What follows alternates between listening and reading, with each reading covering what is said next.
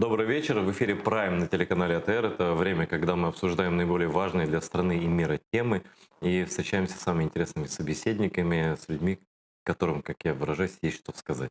Сегодня наш гость Борис Тизенгаузен, специалист по, как это, по Управление управлению репутацией. репутациями, да? Ну или политтехнолог, Да. по-разному называют. Но при этом, при всем при том, что Борис политтехнолог, он абсолютно не циник, человек рефлексирующий, думающий, понимающий. И для меня так во многом он круче некоторых политологов записных. Вы же знаете, что такое политологи, да? Когда никакой другой работы нет. Я прошу прощения у нормальных политологов.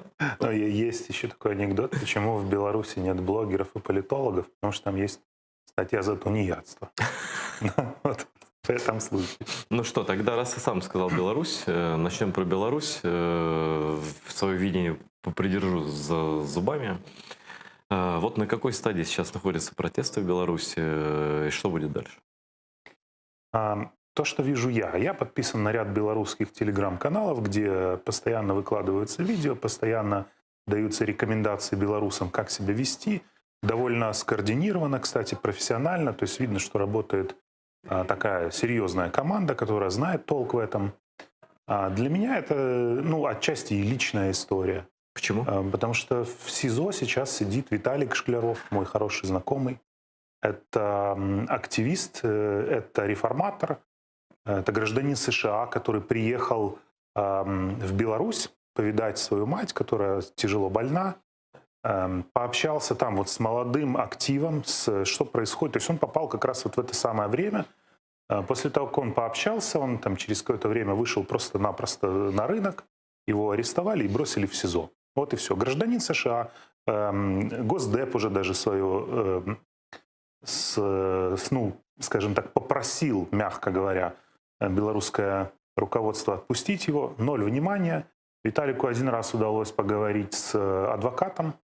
И, в принципе, то, что он рассказал, мне кажется, это просто жесть. Это Расскажи, пожалуйста. То есть вот он совсем коротко о своих условиях говорил о том, что по правилам, то есть там ты обязан бриться каждый день. Выдают тебе такую тупую бритву. После первого дня у него прям раздражение на лице, все равно брейся. То есть должен драть себя вот этой вот бритвой.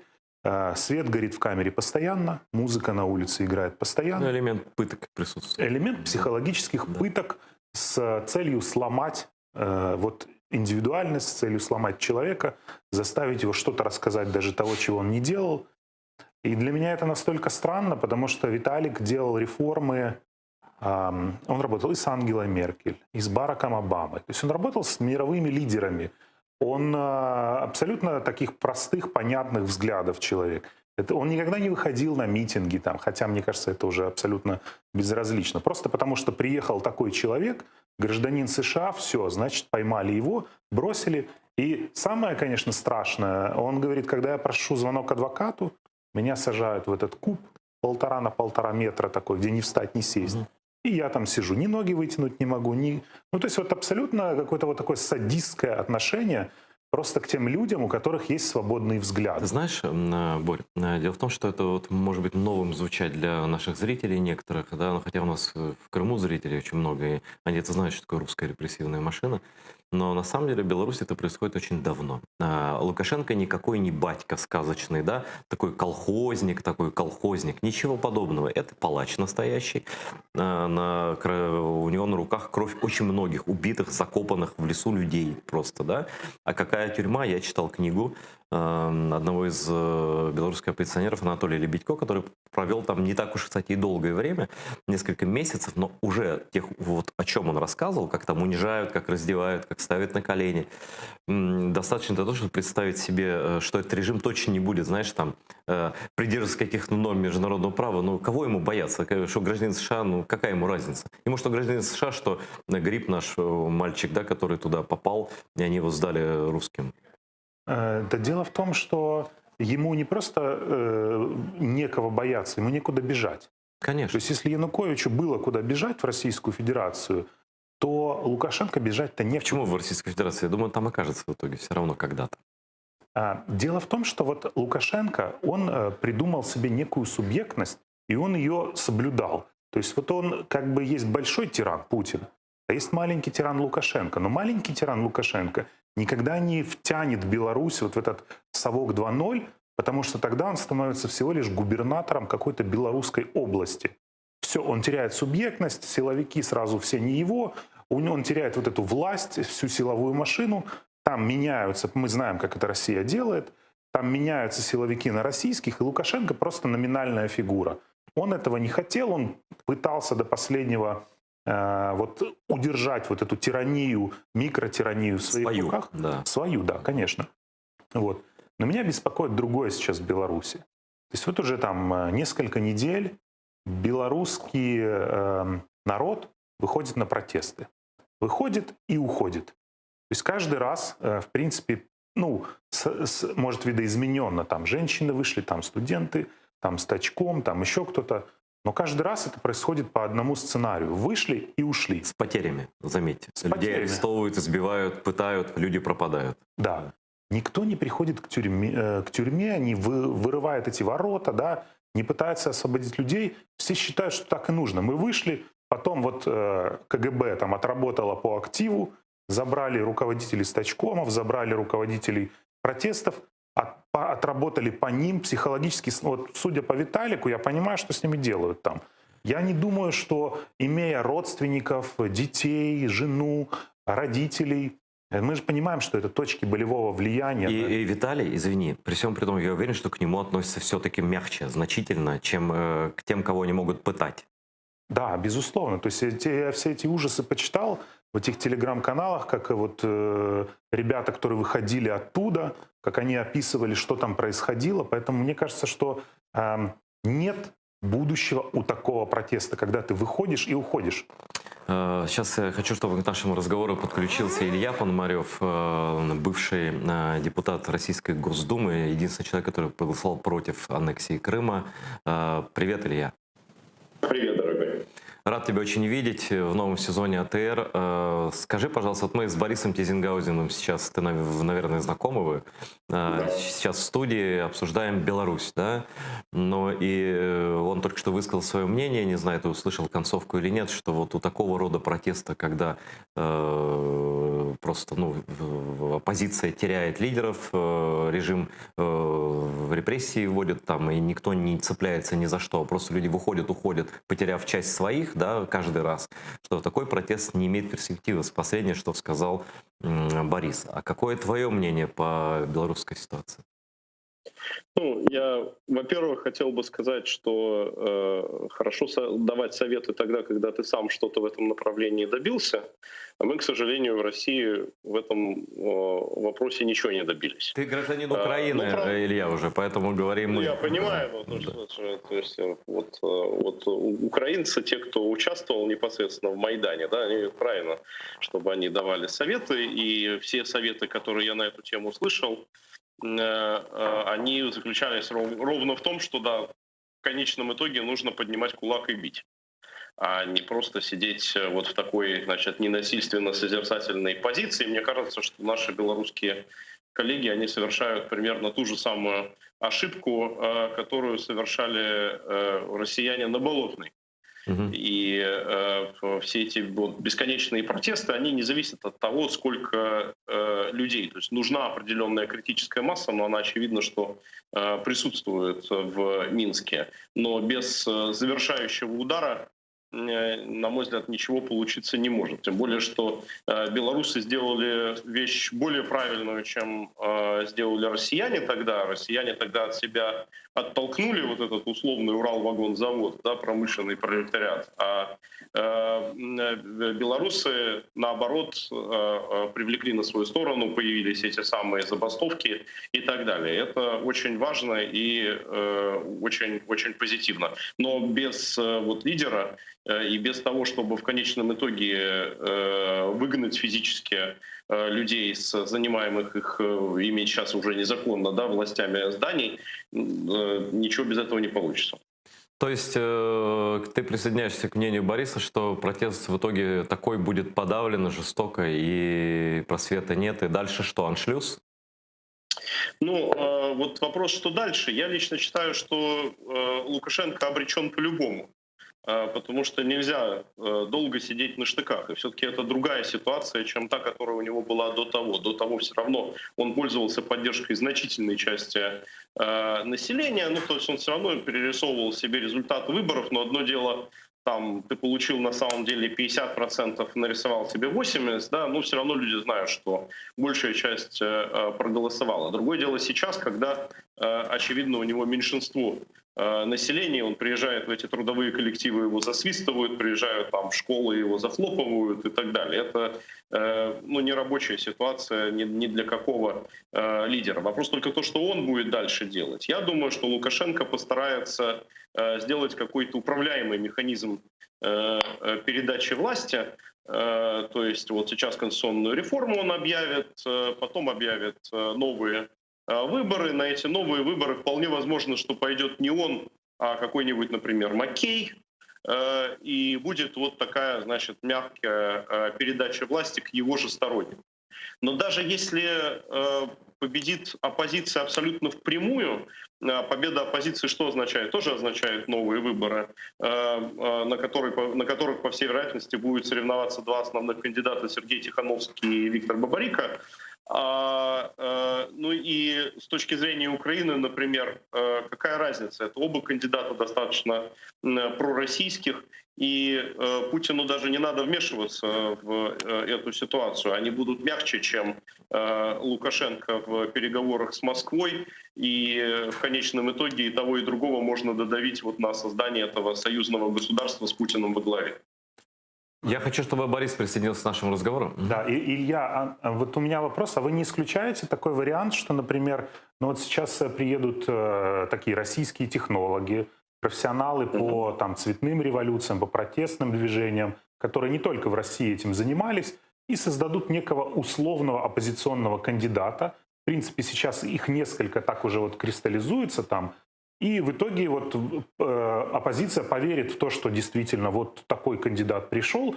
Потом он через некоторое время станет условным Пашиняном, который первым поздравит Лукашенко или какого-то другого диктатора и скажет, что Россия наш большой друг, на самом деле мы брата теряем. То есть мне кажется, что все-таки здесь может и Россия сыграть чуть-чуть поумнее в этом случае, подставив плечо Лукашенко, потому что Путин же 26 лет пытался втянуть Лукашенко в этот некий Советский Союз 2.0. И вот этот новый кандидат, Лукашенко, не согласен, не хотел, а новый кандидат с удовольствием туда войдет, к большому брату, под крыло. В итоге вот будет такое воссоединение. Мне кажется, что этот вариант тоже возможен. Как вы думаете? Борис, я прочитаю, что не нужно ничего конструировать. Два таких кандидата есть, как я говорю, то есть это Тихановский и Бабарико. Это зачем делать Пашиняна, когда он уже там есть? Тихановский — строгий аналог Пашиняна и по взглядам, и по поведению, и по всему остальному. Бабарико, ну, просто сотрудник «Газпрома». Что конструировать-то? Все уже готово. Я думаю, поэтому вот что такие алармистские вещи о том, что там Путин двинет какие-то войска, я считаю, что это абсолютно не так. Я считаю, что Путин будет действовать в пиаровской плоскости. То есть он будет прежде всего убеждать Лукашенко, что он его поддерживает с помощью телеканалов прежде всего.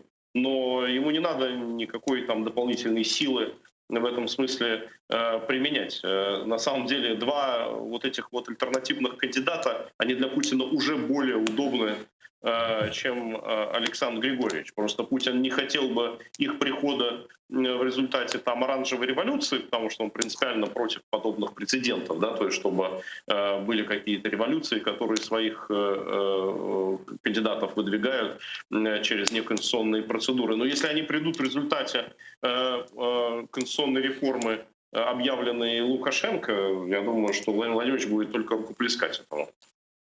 Я хочу вот как-то... Вот один другому вы не противоречите совершенно, во-первых. Во-вторых, то, что мы обсуждаем, это всего лишь разные формы аншлюса. Такая лайт-форма аншлюса или хард. Действительно, если посмотреть, ведь Путин тоже по ситуации действует. Да? Если ему не нужно было там обстреливать градами в Крыму в той ситуации, да, он и не обстреливал. А когда на Донбассе обстреливал аж с российской территории. Да? То есть по ситуации. Здесь, если так дальше пойдет, ну, это все равно аншлюз же. Это все равно потом итог какой? Кремль белорусский лидер, любой, да, мое мнение, что Лукашенко, но может быть и другой, это вообще не имеет значения. И союзное, вот это уже совсем союзное государство с выходом уже официально армии границами Европы и так далее. Не так? Ну, я думаю, что вероятность вот этого союзного государства с Путиным во главе, она на данный момент составляет 80%. На самом деле, при всех моих вот абсолютных симпатиях к белорусскому народу, который восстал, и я всем сердцем поддерживаю желание людей установить действительно свою свободную демократичную власть, я понимаю, с точки зрения геополитики, самым неудобным для Путина даже в нынешней ослабленной форме и так далее все равно будет Лукашенко. Ну, просто в силу характера, да, то есть этот человек будет там максимально маневрировать и так далее. И Путин, главное, на мой взгляд, чем сейчас занимается, это вот его додавить, что если все-таки он победит и останется, то все равно, чтобы он не встал на пути вот этого самого союзного государства. Но если он падет, вероятность того, что это союзное государство вот перейдет на новую ступень и получит объединенного лидера, на мой взгляд, конечно, возрастает. Ну, единственное, что, может, у меня вот, Борис, остался вопрос один, да? Как ты это объясняешь, Илья? Значит, ну, условные лидеры оппозиции, там, Алексеевич, Тихановская, еще кто-то говорят, что это не конфликт геополитический, это внутренний наш конфликт, обращаются к российской интеллигенции, к российскому народу, даже посредники Путина там, и так далее, и так далее. Ни слова в адрес Украины. Хотя Украина, казалось бы, проходила тот же самый путь, да, и казалось бы, вот ваши ближайшие, даже, ну хотя не пример даже, может быть, не четкий, но это все равно процесс тот, которым шла, намного опережая всех нам Украина. Но к Украине ни пожеланий, ни вопросов, ни обращений, ни признаний в братстве. Братья русские. Почему? Ну, потому что настроение в белорусском обществе, вот если в Украине водораздел там 25/75, ценностный, да, который есть внутри страны, то аналогичный раздел в Беларуси — это 5/95. Угу. И поэтому апеллировать к этим 5% — это заведомо проигрывать. И я думаю, что правы те наблюдатели, это на самом деле, ну, это очень с ехидством говорило российское телевидение, там пропагандисты всевозможные, о том, что Лукашенко выстрелил себе в ногу тем, что начал разворачивать антироссийскую риторику. Он действительно, я знаю, там общался с многими представителями его сторонников последние полгода, он действительно опасался вот этого самого аншлюса и считал, что надо приложить все усилия, чтобы его не случилось. И это все выплескивалось на белорусское телевидение. И, конечно, с точки зрения его популярности, вот такие вот антироссийские вещи ему не помогли. Но действительно, белорусский народ настроен очень сильно пророссийски, и поэтому все деятели Координационного совета белорусской оппозиции клянутся в верности России. Это совершенно объяснимо. Но, мне кажется, есть еще один нюанс. Белорусы ситуацию в Украине видели глазами российского телевидения. То есть вот любой, кто был в Беларуси, знает прекрасно, что у вас есть там пара-тройка белорусских каналов и вся линейка российских. То есть все, что происходило в Украине, они видели глазами российских пропагандистов. Естественно, сейчас оно у них так и отложилось. Поэтому с Украиной у них отношения не сложились изначально. Плюс у белорусов очень давно не было вот этого ощущения, у них никогда не было. Вот это ощущение и культуры протеста. Мы прошли через целый ряд революций. Оранжевая революция, Майдан. Но была такая эволюция революции. Да, эволюция. Да. То есть у нас есть некая история выхода на улицы. Выход с того, что улица спрашивает у президента, у правительства и говорит ему, что ты идешь не туда. История успеха таких. У белорусов, вот я вот сейчас вот думаю про себя. Мне около 40 лет, я всю свою сознательную жизнь в Беларуси, если бы я жил, не знал другого президента, кроме Лукашенко. всю сознательную Не жизнь. видел бы другого телевидения, кроме российского. Не видел другого телевидения и не представлял бы, что произойдет с Беларусью, если вдруг в Беларуси была придушена вся оппозиция. Не было даже намека на то, что кто-то другой может стать президентом и повести страну по другому пути. Поэтому, конечно, для них это все в новинку. То, что в них было заложено российской пропагандой во время нашего украинского Майдана, это тоже понятно. Вот поэтому они так немножко осторожничают, мне кажется. Что скажешь? Это совершенно верно, но просто не стоит забывать про один важный нюанс. Это на самом деле то же самое, что было на востоке Украины. Одно дело быть настроенным дружественно по отношению к России и к россиянам, другое стремление расстаться со своей независимостью и присоединиться. Насколько я понимаю, настроения в Беларуси, они были примерно такие же, как были вот настроения там на Донбассе или в Луганской области. То есть там 20-25% могут хотеть какого-то более плотного союза с Россией вплоть до максимального. Остальные все равно хотят сохраняться независимым суверенным государством, но дружественным к России. Илья, у нас остается еще несколько минут, ты на связи будешь. Мне хотелось бы, наверное, Борис, тоже интересно обсудить тему покушения на Навального. Ты все-таки, в отличие от нас, поддерживаешь связи с какими-то российскими оппозиционерами там внутри, которые его знают ситуацию, и вообще ты знающий в этом плане человек. Что сейчас с Навальным? И какова будет реакция Запада? Никакой не будет. Будет мягкая реакция. Вернется Навальный в Россию, не вернется. Вот комплексный вопрос про ситуацию с Навальным, который вышел из комы вот буквально вчера, как и пришел в полное сознание. Ну, он, естественно, поправляется. Слава богу. Я очень этому рад. Хотя у нас сложные с ним отношения. Но, конечно, я бы очень хотел, чтобы он поправился и вернулся в строй как политик. Ему предстоит, ему и Юле, его семье предстоит очень тяжелый выбор все-таки решить, возвращаться в страну или нет.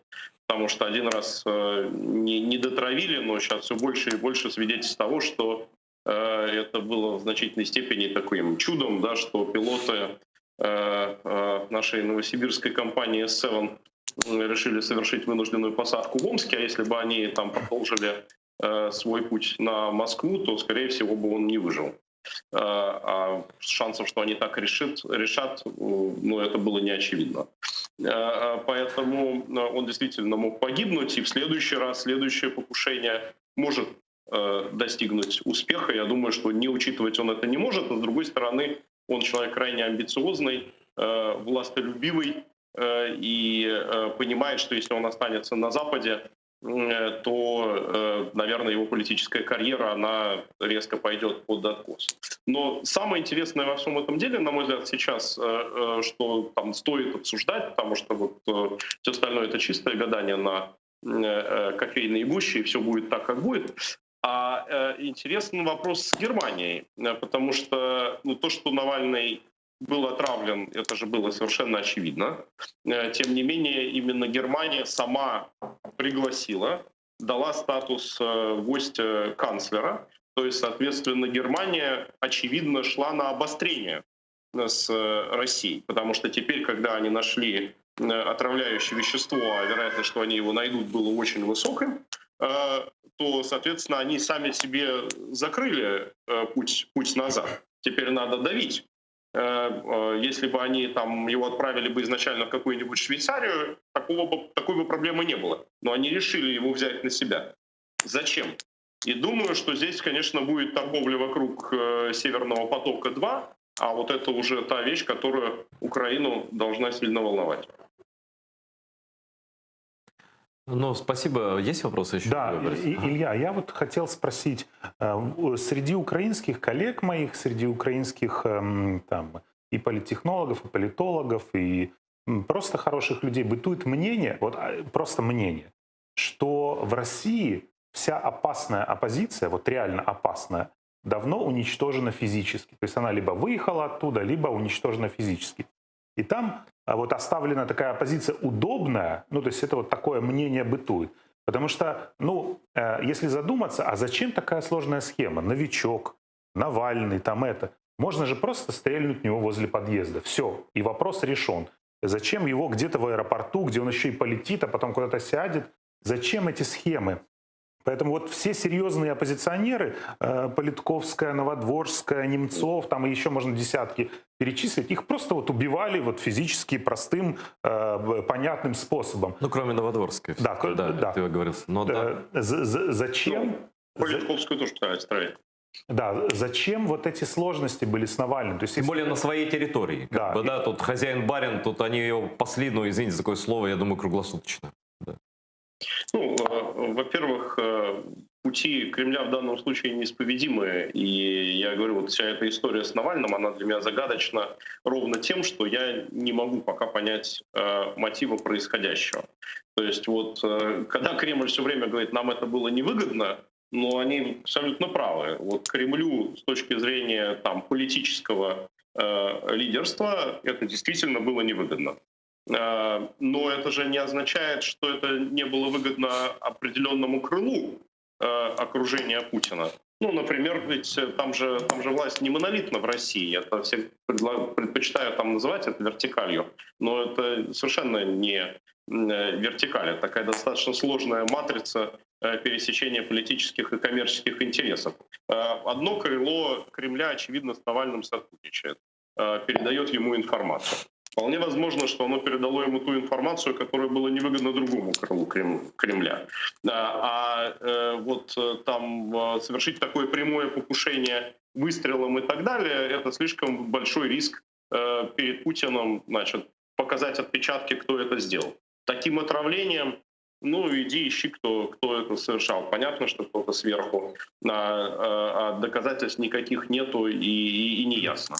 И вполне возможно, что, соответственно, вот такое сочетание шкурного, там, можно даже сказать, коммерческого какого-то или карьерного интереса отдельных людей вместе с общей установкой, которую Путин сделал, что все те, кто совершают преступления на врагов Рейха, они останутся безнаказанно, вот это вот сочетание привело к конкретному покушению на Навального.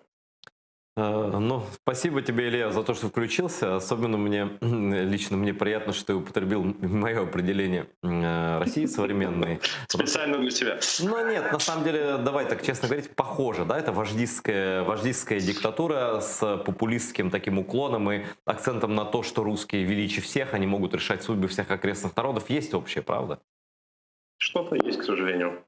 Спасибо, Илья, большое. Мы продолжаем с Борисом Тизенгаузеном обсуждать события. Уже сейчас вернемся в Украину. До новых встреч, Илья, дорогой. Спасибо тебе большое, что включился. Счастливо. Ну, вернемся на нашу землю.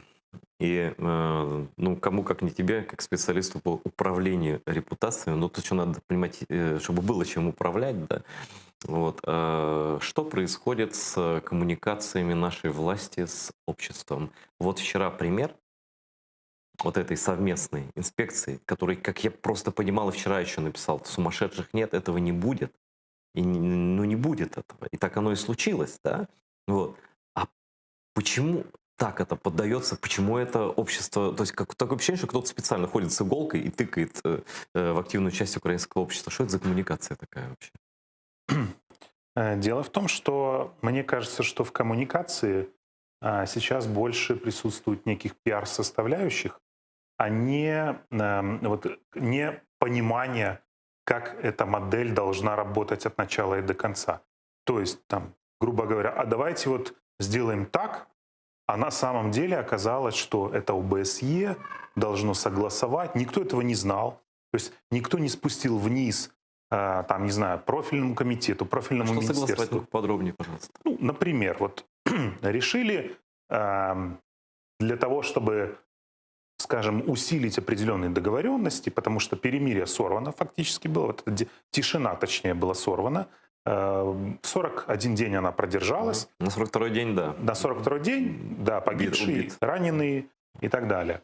То есть нужно было идти дальше. То есть нужно было дальше играть в мир. Играть в мир можно на наших условиях, можно на российских. Можно на каких-то гибридно-совместных. Переговорили в этой минской группе и сказали, а давайте мы вот так посмотрим, что у вас. Это нам профиты туда. Мол, Россия как бы здесь... Добилась чего-то. Чего-то добилась, да. А Украина, ну и вы чего-то там посмотрите. И вот как бы мы получим все вместе какой-то... Это тут классическая история, Трамп, Ким Чен Ын. Мгм. Без единого выстрела, вот эта пиар-война, ну, точнее, запуски были пилотных ракет, без единого выстрела и Трамп, и Ким Чен Ын получили репутационные бонусы. Как это произошло? Некая медийная война. Маленький Ким Чен Ын, региональный злодей, угрожает всему миру, что я запущу, тут я уже прям приготовил эти ядерные ракеты, я их запущу. Трамп говорит, нет, иначе тут сейчас уже авианосцы идут к тебе. В итоге весь мир сидит и ждет, когда же этот региональный злодей нажмет на кнопку, и он из регионального злодея становится мировым злом. Он уже приобретает эти бонусы. Трамп же, в свою очередь, когда ничего не произошло, он как-то там договорился, он получает статус миротворца. То есть вот это классический... Каждый для своей аудитории отработал. Да, безусловно. говоря. Это без какого-либо действия. Вот это классическая пиар-модуляция некой войны. В итоге получается, Ким Чен Ын не стрелял, но укрепил свой статус для своей страны, хотя я не знаю, что там еще можно укреплять. Ну и плюс поднялся на несколько ступенек в уровне мирового злодея. Трамп вышел миротворцем, предотвратил какие-то ядерные запуски, которых мы же не знаем, они разработали вообще ядерное там оружие или нет. Вот, в итоге все получили. Здесь та же самая история. Мы посмотрим у вас, вы посмотрите у нас. Все отлично, хорошая схема. Что-то я про посмотрите у нас с их стороны я не слышал. Ты где-нибудь слышал об этом? В ответе Офиса президента было сегодня то, что вы не даете нам в ответ поехать и посмотреть, что вы там у себя настроили, это является причиной того, что Мы не дадим вам. Да, мы не дадим вам. То есть вот оно фигурировало все-таки. Поэтому в итоге, но коммуникационно не отработали. И как это должно быть по протоколу, тоже не отработали. Что получилось?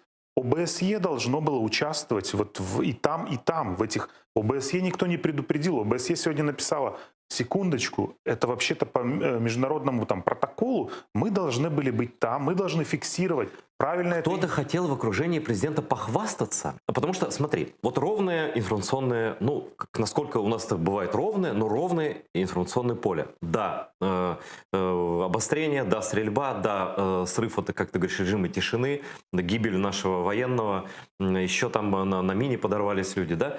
Но вроде как, значит, после этого, ну, как это сказать... Что-то нужно было, и вот как такое затишье, да, что вот что-то дальше будет, так или так.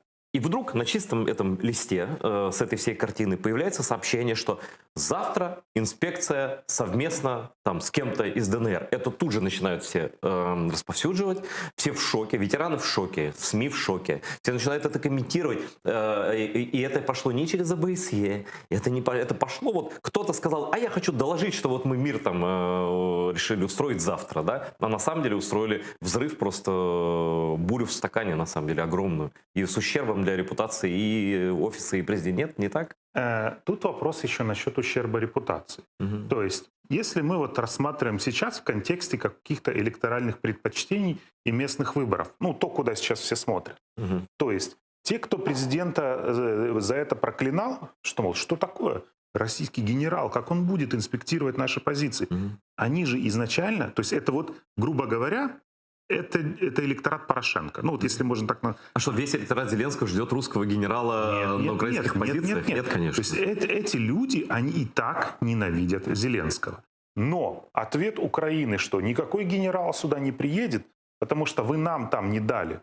Вы, Россия, нам не дали, пошли вон отсюда. То есть вот эта история... Это было через сутки, Борис. Вот у меня в руках вот эта бумага, письмо в ОБСЕ господина Кравчука, но я все зачитывать не буду. Значит, в то же время российская сторона и приглашенные из отдельных районов Украины выдвинули новые требования, которые не обсуждались в ходе внеочередной видеоконференции трехсторонней контактной группы 9.09.2020. В частности, первое посещение новых точек, заранее не обговоренных, да, в ходе этой беседы онлайн. Второе, осуществление фото- и видеофиксации. То есть русские захотели еще и фотографироваться, значит, на фоне наших позиций. Видимо, для пиара у себя там, Да? Конечно. И это даже не для разведки. Разведка по-другому делается. Да?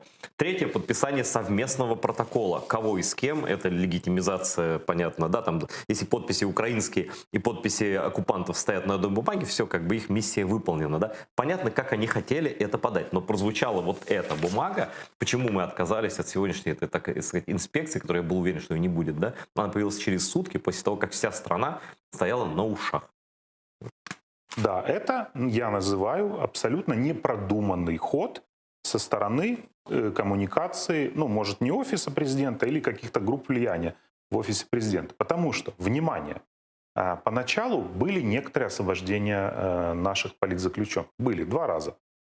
Потом они прекратились полностью. Вот сейчас мы даже не слышим о том, что кто-то на кого-то там хочет кого-то поменять. Вообще эта риторика исчезла. То есть этот козырь, когда можно там раз в 2 месяца привозить людей, они выходят. Путин отказ, это же его воля-то. Воля тюремщика отпускать или нет? А теперь внимание. Вот кто сейчас находится в выигрышной позиции?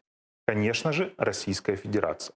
Почему? Потому что Зеленскому кровь из носу перед местными выборами важно было дотянуть максимально вот этот Мирный промежуток статус, тишины. не мирный, а, скажем так, ну, статус перемирия. Да, статус без боевых потерь. Да, да. Да. Ему крайне важно было. А Путину что? У него выборы прошли.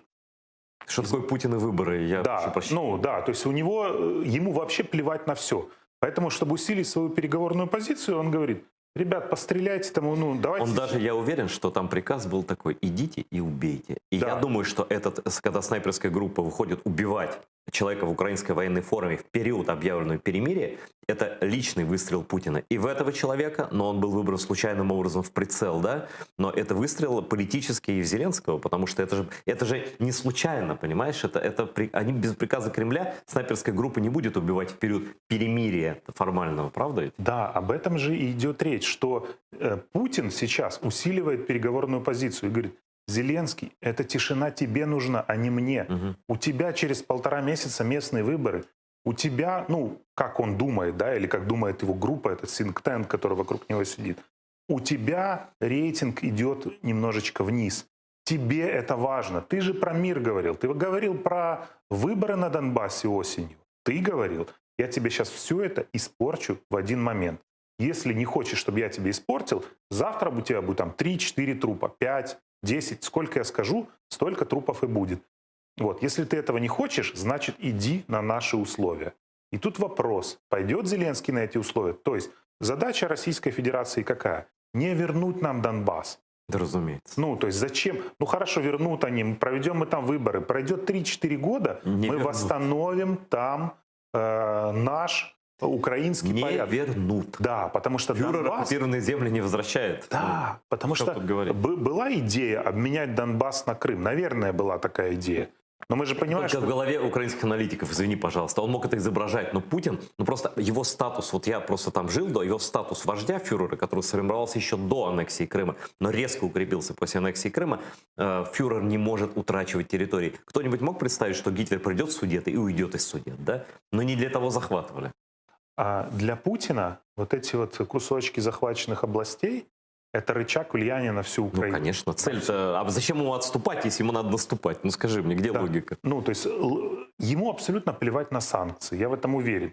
То есть все, что наши аналитики рисуют: ой, там Северный поток-2 не будет достроен и так Первого далее. потока хватает. Да, первого хватает, второй поток, да, ну не достроим, построим там, не знаю, еще Это, один знаешь, через... бонус диктатору. Товарищ Гитлер, вот вам одного потока мало денежного, давайте денежный поток 2 вам еще устроим, ну давайте.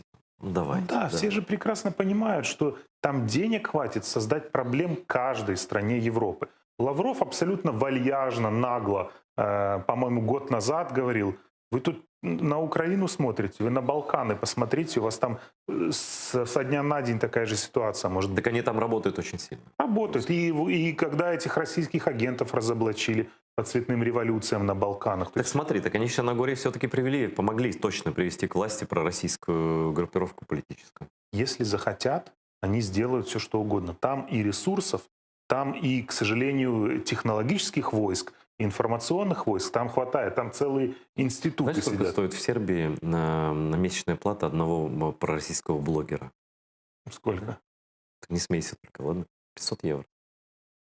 Для Сербии очень неплохо. Да, ну, наверное. Ну, то есть это к тому, что при русских миллиардах покупать журналистов сербских, конечно, не всех, да, но можно найти, кого можно купить. Политиков за большие суммы, там, не знаю, блогеров, вплоть до военных, до чиновников и так далее. Тем более, как бы, братушки, все дела. Ну, Так вот, давай вспомним этого военного советника Трампа, господина Флина, который ездил в Российскую Федерацию, читал лекции, получал по $40 000 за лекцию. ну это же взятка. Да. Это взятка, да. Ну вот, Флин военный, вот это уровень, 40 000 ему, пожалуйста. То есть там денег колоссальное количество. Там можно налом завалить всех, если бы они брали. Если бы в Европе в один момент чиновники сказали, мы берем взятки, им бы в один день их дали все. Ну, видимо, кто-то говорит, и кто-то и берет. А кто-то не говорит, да. Ну, то есть мы же понимаем, что сейчас есть некий механизм в лице лоббистов, да, это некий такой вот унифицированный современный механизм взяточничества. То есть ты и я, мы можем поехать в Соединенные Штаты, заплатить $3000 там, или $2000 в час, встретиться с любым сенатором. И это официально. Россия так не работает. Россия Им это не нужно. на лоббистские услуги тратила порядка 300 миллионов. Но это то, что ты говоришь, официально. А представь, сколько неофициально они могут вваливать. Миллиарды. Конечно, то есть официально, вот даже, ну, давай честно говорить, и украинским чиновникам, и российским сказать, что нужно что-то официально заплатить, там, миллион какой-то, это страх. Да, ему проще в конверте, через Манафорта или через кого-то еще занести, кулуарно встретиться, продать там дело какое-то, Буризма или еще какое-то, повлиять на что-то, сказать, что оставьте меня в кресле генпрокурора, я вам эту компромат на Байдена передам. То есть вот, к сожалению, мы мыслим точно так же. У нас страна серого нала, страна черного лоббизма и так далее. Мы недалеко ушли в этом плане от Российской Федерации и от Казахстана в том числе и так далее. Бывшие постсоветские республики, они, к сожалению... Маленький нюанс. Мы объект этой политики, Да. а не субъект. Но поэтому Россия это как раз субъект этой политики. Она этим занимается по всему миру. Скажи, вот ты сказал о том парадигме Путина в отношении украинского президента, украинской власти. Да, давление, шантаж, угрозы, убийства. Ну, это шантаж, это бандитская, абсолютно бандитская история. Да?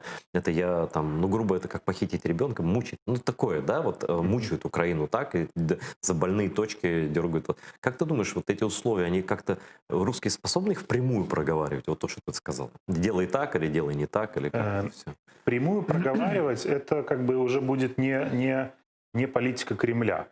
То есть, насколько я понимаю, даже в этих КГБшных там методичках было прописано, делай кучу разных левых действий, которые невозможно сложить в один пазл. Говори одно, делай другое. Говори, нас там нет, мы там есть. То есть тем самым ты внушаешь страх своему оппоненту. Вот когда ты, ну, я представляю, вот давай смоделируем ситуацию. Путин по телефону с Зеленским говорит, слушай, давай там перемирие будет, все, у тебя под выборы все будет хорошо, немножечко там это. И через 2 дня он расстреливает наших украинских солдат, там взрывают. Зеленский говорит, что происходит? Путин говорит, да ничего, ну как бы все нормально. То есть когда ты общаешься с непредсказуемым противником, это страшно. Когда он тогда тебя загоняет в свои правила. Ты понимаешь, что ты вообще его просчитать не можешь. И тогда тебе становится страшно. Когда он полностью обнуляет договоренности по телефону или какие-то еще, тебе становится страшно. Что, где произойдет еще? Скажи, а кто-то вообще рассчитывал на то, что русские будут соблюдать Были какие-то кейсы, когда они соблюдали договоренности? Вот приведи мне, пожалуйста, примеры. Я не могу, вот я рассилился недавно вспомнить, что, о чем русский может договориться. Я понял, что, по крайней мере, в обозримом прошлом, и учитывая украинский опыт, ни о чем. Ну, слушай, и Иловайский, я уже даже не буду, какие страшные примеры. Но а с ними нельзя договориться даже ситуативно об условиях какого-то хотя бы ведения войны, хотя бы более-менее пристойного, да, даже такой войны. Ни о чем вообще. Русские могут договориться только с равными себе. То есть, например, Соединенные Штаты, которые влупили по вагнеровцам, да, авиаударом. То есть вот они там что-то не выполнили, Соединенные Штаты, что уничтожить? Вот тогда они начинают думать, они несут репутационные потери. Российская группировка войск, там, да, часть ее, это частная военная компания, просто была уничтожена и показана всем на больших экранах, что вот мы снесли просто под ноль, выжгли эту российскую группу. Вот тогда они начинают думать, потому что Если они асимметрично ответят Соединенным Штатам, они просто всю ЧВК там могут уничтожить. Вот с равным соперником они не играют в такие игры, сказали Зеленскому, там, постреляем сейчас. То есть в эти штуки Путин, как и Трамп же в свое время, во время избирательной кампании говорил, что Путин крутой мэн, я бы хотел с ним подружиться. И помнишь, как он рванул в Хельсинки, вообще без подготовки, поехать пообщаться с Путиным, что и на него нашло, как его туда заманить. Вообще там просто... Ну, американцы были в шоке, принаймні. Так он потом вернулся и сделал то, что не делал до него, по-моему, ни один президент. Он извинялся перед собственными военнослужащими, что он как-то вот... А он все-таки извинялся, да? Да, ну, в его понимании, да, он извинялся. Вы меня неправильно поняли? Да, вы меня неправильно поняли, я без подготовки туда полетел. На самом деле я не могу рассказать, что там было, но что-то было.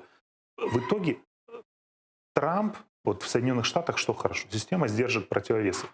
Ты, Трамп, можешь что угодно говорить про Путина, есть Конгресс, который решит, так это или не так, выделять Украине помощь, не выделять. То есть прямой приказ Путина Трамп даже при желании не выполнит. Не выполнить, да. А у нас, и когда у тебя вся полнота власти есть, тебя могут в иллюзию завести вот эти какие-то российские обещалки. Давай мы тебе сейчас выпустим там кого-то, давай мы тебе тишину. Смотри, можем же сделать? Можем. Но если в эту ловушку попасться, это может стоить политической катастрофе любому политику в Украине. Ну, реально. Я надеюсь, что у Зеленского это понимают. Правда, надеюсь. Потому что даже если взять абсолютно базового аналитика среднего уровня и проанализировать обещания российской стороны и их выполнение, получится абсолютно страшная картина.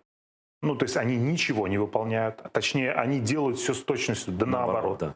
Да, поэтому если он тебе пообещал тишину, будь готов, что завтра начнут стрелять. Я имею в виду Путина сейчас. Поэтому у Зеленского должны быть такие аналитики, должен быть think-tank, должна быть ситуационная комната, где понимающие люди будут. И самое интересное, вот Порошенко я не очень люблю. По разным причинам мы там... А у него был think tank такой? Да, у него был think tank, у него была ситуационная комната.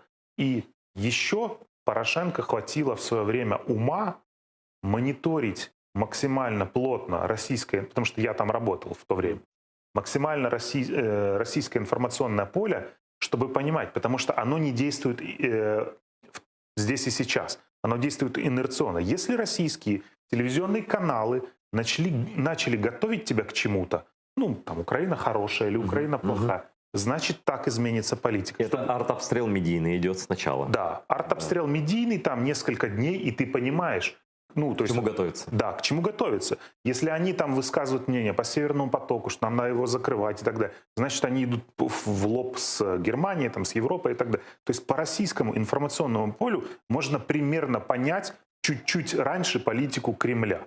Хотя иногда они там вот некие такие медиаловушки устраивали, вбрасывали ту информацию, а было на самом деле... Но в итоге они же все равно готовят собственный народ к каким-то инициативам. Да, у меня был и остается товарищ, один шведский дипломат, очень известный, который всегда знал, что происходит, потому что он смотрел ток-шоу этого Киселева. И он, я думаю, что его очень ценили и ценят на работе, потому что он просто знает настроение там, а другой не смотрит. Но что сказать, вот я полностью присоединяюсь к тому, что сказал Борис. С русскими так играть нельзя. Это может очень серьезно для всех нас обернуться. И хорошо, что никакой этой инспекции не состоялось. Это было бы, на мой взгляд, ужасная вещь. Это наживка, которую вообще нельзя глотать. И хорошо, что не проглотили. Может, и не хотели глотать. Мы не знаем. Мы просто смотрим по медийному полю какому-то, да. Но это действительно это ходьба по минному полю. Вот то, чем сейчас... Вот, и, наконец, хочу спросить. Вот, ну, не наконец, еще время есть.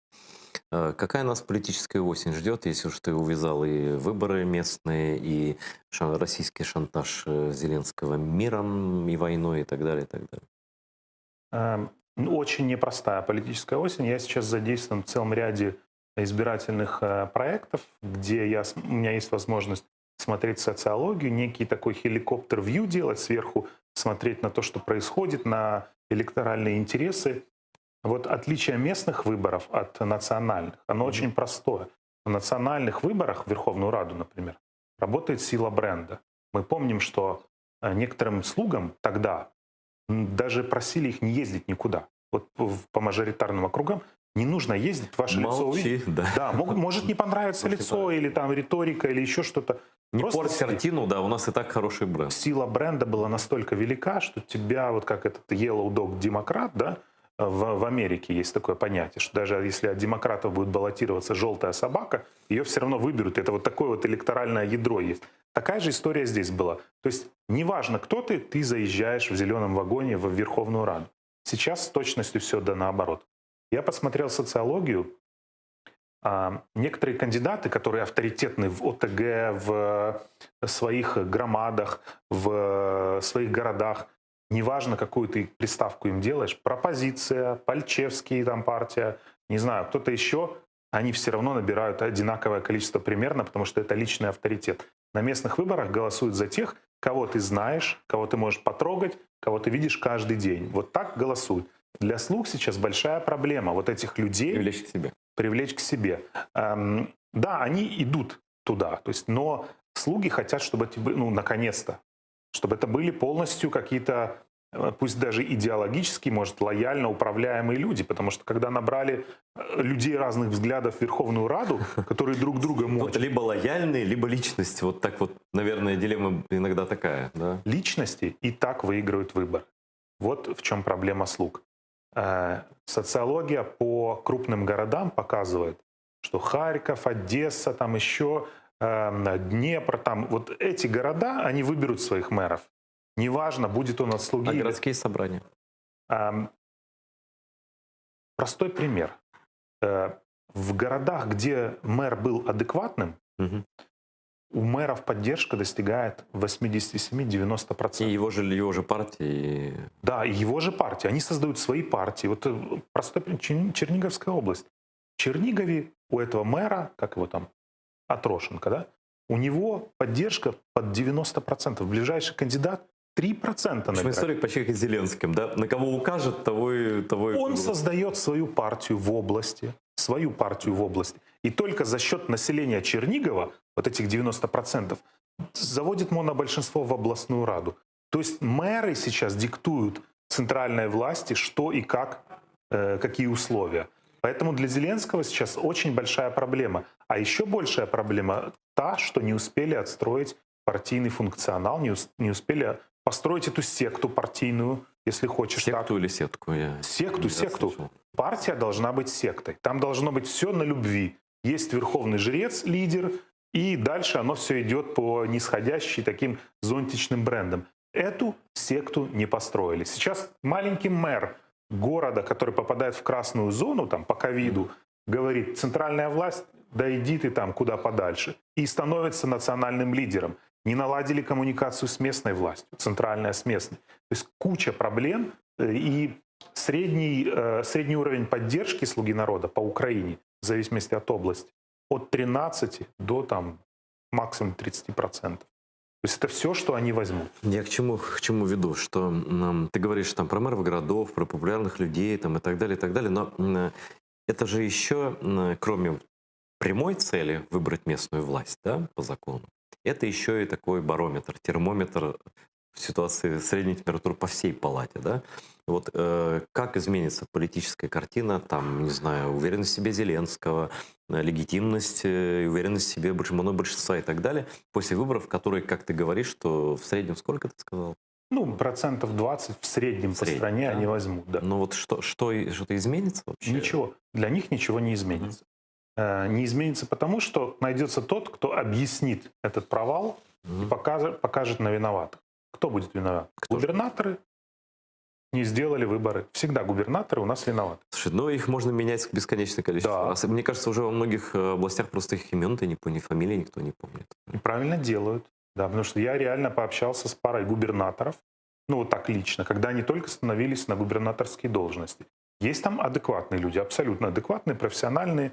Я сейчас эти фамилии называть не буду, но вот те двое, с которыми я общался, это какие-то вообще нарванные малолетки, ну, прямо буду говорить, которые сидели вот так, закинув нога на ногу и говорили, а какой там KPI, и они вообще не понимали, чем занимается губернатор.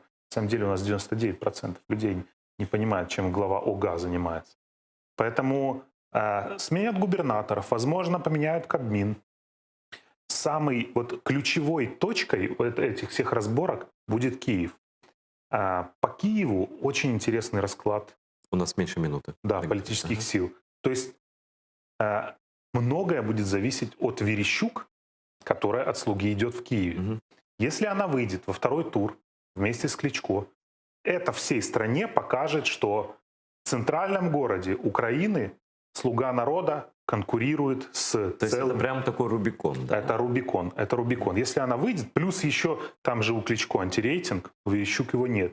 То есть даже если Кличко с 30% выходит, а Верещук там с 16%, еще не факт. Тот и сам факт даже выхода во второй тур Да. кандидата от партии «Слуги народа», в данном случае Ирина Верещук, он уже усилит как бы позицию правящей партии. Да, Киев — это витрина для всей страны. Ну, вот всегда так, да. Спасибо огромное. Спасибо вам, что смотрели. У нас в эфире был Борис Тизенгаузен, необычайно умный человек, как на мой взгляд. Да. Я думаю, что вы согласны. Смотрите и дальше канал АТР. Телевидение для неглупых людей. Всего доброго, до новых встреч.